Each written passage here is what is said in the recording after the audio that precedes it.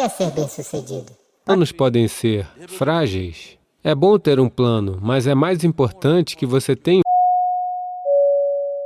um propósito. Se você tem um propósito, os planos vão evoluir, coisas vão acontecer, os planos irão desmoronar, coisas novas surgirão. O que tiver que acontecer, acontecerá. Se existe algo chamado de gênio no ser humano, existe uma competência aqui que é capaz de fazer o que a natureza fez ao longo de 1 milhão de anos, assim, durante uma tarde. Se houver o esforço necessário, você pode fazer disso um processo consciente.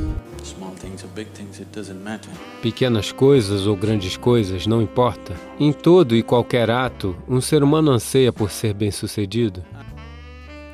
O processo para ser bem-sucedido torna-se tão complexo para as pessoas que o motivo pelo qual elas estão trabalhando para isso fica, em geral, completamente esquecido, e elas começarão a desenvolver conceitos de sucesso, todos os tipos de conceito. O que é ser bem-sucedido? Havia um homem na Índia chamado Shankaran Pillai, ok? É como John Smith. Seu filho veio para os Estados Unidos. Obviamente, um jovem indiano significa que ele é um engenheiro de software. Ele foi para o Texas, Houston, e começou a trabalhar lá. Daí ele se apaixonou por uma mulher branca americana.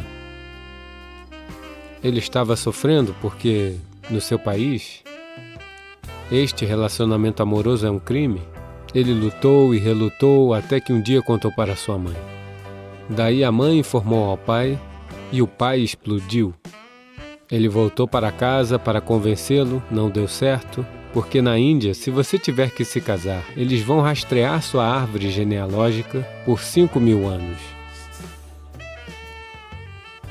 Eles estão procurando pela pureza genética da pessoa com quem você vai se casar. Então, alguém de um outro lugar, uma mulher branca da América, como você pode se casar com ela? O que sabemos sobre a genética dela, de onde ela veio, qual é a descendência dela? Então, sem chance de convencê-lo, ele voltou. E, claro, quando ele voltou, ele se apaixonou novamente e eles seguiram em frente. E então o pai renegou. Shankaran Pillai simplesmente renegou seu filho. Eu não tenho nada a ver com você. Mas os anos se passaram e eles tiveram um menino. E a fotografia do menino, do dia em que ele nasceu, estava no Facebook e a esposa compartilhou no Face dele. E o bebezinho estava crescendo a cada dia e tudo mais. Lentamente, sabe? Você renegou o filho, mas o neto é um caso diferente. Lentamente, em questão de 1, 2 anos, ele se apaixonou completamente por esse bebezinho que ele ainda nem tinha visto.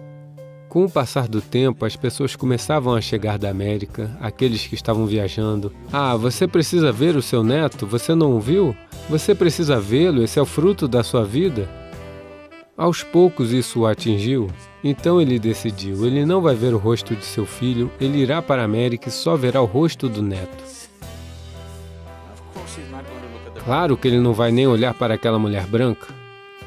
Então ele veio para a América e um menino de 7 anos, cheio de energia, eles estão morando num pequeno rancho, ele está para cima e para baixo fazendo todo tipo de coisa. Ele ficou completamente fascinado por esse pequeno garoto.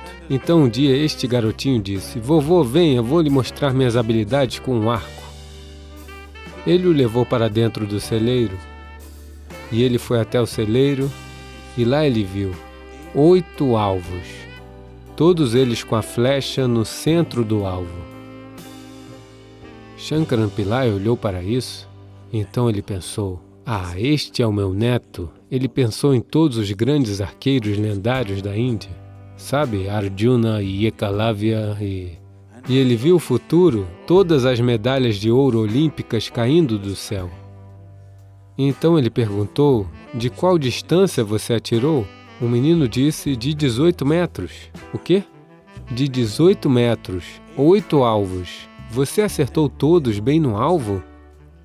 Como você faz isso? Então o menino disse, vovô, primeiro eu atiro, depois pinto o alvo.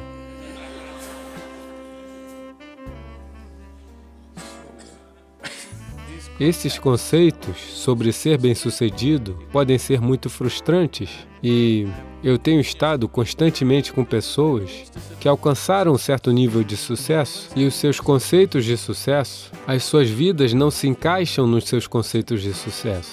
E isso as está destruindo e elas acham que algo está errado.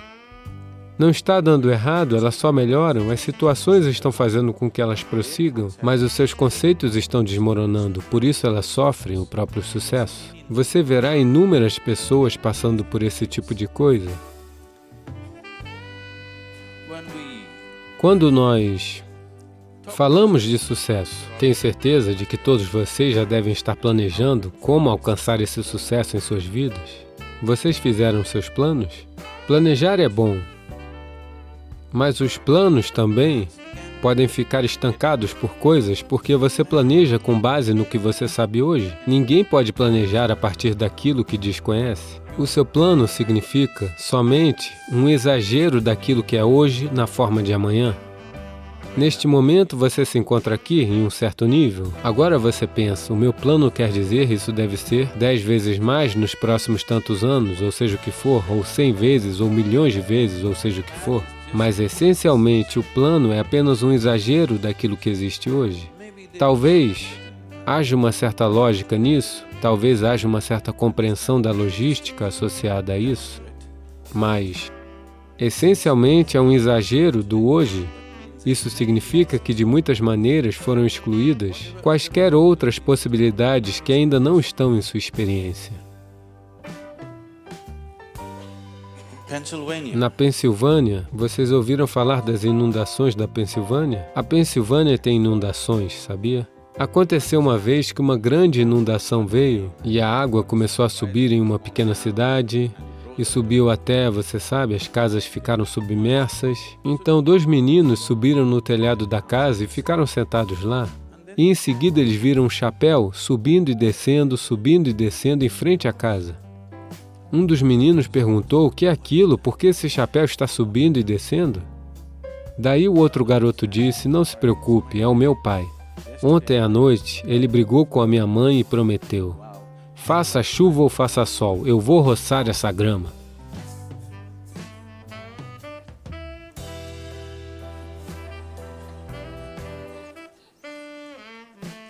Portanto, os planos podem ser frágeis. É bom ter um plano, mas é mais importante que você tenha um propósito. Se você tem um propósito, os planos vão evoluir, coisas vão acontecer, os planos irão desmoronar, coisas novas surgirão. O que tiver que acontecer, acontecerá. Se você seguir firme um determinado propósito, as outras coisas apenas servirão a este propósito. Mas se você estiver muito comprometido com um plano específico, então o plano pode se tornar um projeto restritivo. Isso também é uma possibilidade. Não há problema em manter um plano, mas você precisa manter o plano a uma certa distância. Você não deve se identificar com o plano. O processo para o sucesso. Veja, essencialmente o sucesso é um desejo em todo ser humano. Você pode colocar um pouco de fogo e fazer dele a sua paixão, mas se isso se tornar uma necessidade dentro de você, que você necessariamente precisa ser bem-sucedido, caso contrário você sofreria. Então você está caminhando em direção a um problema sério. Nossas paixões podem se transformar em veneno se nós começarmos a ficar ressentidos por não satisfazer essas paixões. Quando eu digo transformar-se em veneno, hoje em dia há evidências médicas e científicas substanciais que mostram que se você ficar ressentido, quando você fica ressentido com algo, com raiva de algo, frustrado com algo, nós podemos hoje verificar clinicamente. Podemos fazer alguns testes de sangue e mostrar-lhe que, na realidade, você está colocando veneno no seu sistema. Esses são venenos que você bebe e você espera que a outra pessoa morra. A vida não funciona assim. Se você bebe veneno, você morre, e isso é justo. É muito justo, não é? Se você bebe veneno, você deve morrer. Eu bebo veneno e eu quero que ele morra. Não funciona assim. Portanto, essas emoções sempre afastam a habilidade fundamental. Veja, existe algo chamado de gênio no ser humano. Todo ser humano o possui, todo ser humano o acessa em algum momento da vida. Mas a questão é, Com que frequência você o acessa? Essa é a questão. Você foi brilhante uma vez em sua vida. Isso não é bom o suficiente. Você deve ser brilhante o tempo todo, não é?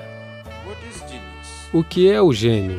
Existem muitas maneiras de olhar para isso. A maneira mais simples de olhar para isso é: quando dizemos inteligência, estamos sempre pensando em pensamento lógico? Não. O pensamento lógico não terá sentido, provavelmente daqui a 25 anos, porque o seu computador poderá ser capaz de explorar todas as permutações e combinações do pensamento lógico muito mais rápido e muito melhor do que você consegue. Então, tocar o gênio significa que existe outra dimensão de inteligência dentro de você. O que você comeu no café da manhã? Frango e salada. Veja, ele comeu um frango. Ao longo da tarde, esse frango se transformou em um ser humano. Se você perguntasse a Charles Darwin quanto tempo um frango leva para se tornar um ser humano, ele falaria em termos de milhões de anos. Aqui está.